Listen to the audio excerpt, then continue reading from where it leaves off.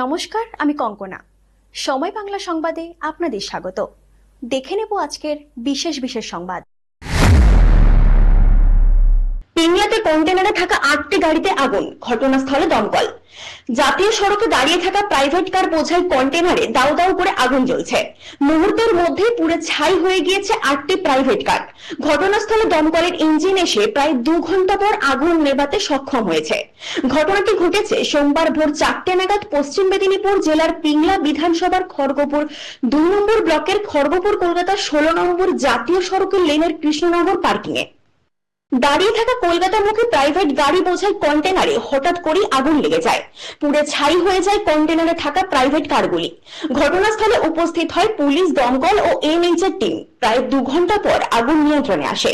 তবে হঠাৎ কিভাবে আগুন ধরল খতিয়ে দেখছে পুলিশ ও দমকল। আগুন লাগার ঘটনায় কোটি টাকার উপরে ক্ষয়ক্ষতি অনুমান করা হয়েছে বলেই জানা গিয়েছে।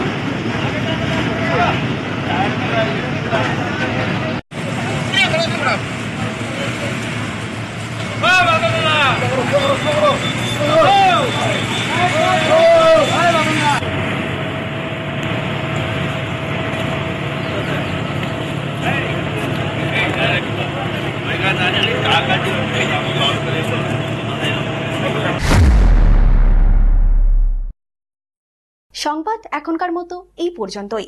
সঙ্গে থাকুন, দেখতে থাকুন সময় বাংলা।